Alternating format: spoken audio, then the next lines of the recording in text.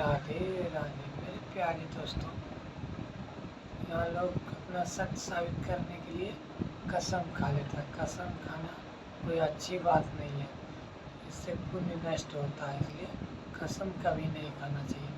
जिसको विश्वास करना है वो ऐसे विश्वास कर लेगा, कसम खाने का दरकार ही नहीं पड़ेगा। और जिसको कसम खाना पड़े विश्वास दिलाने के लिए, उसको तो सर काट के भी दे देगा तो विश्वास नहीं करेगा, क्योंकि ये कलयुग है।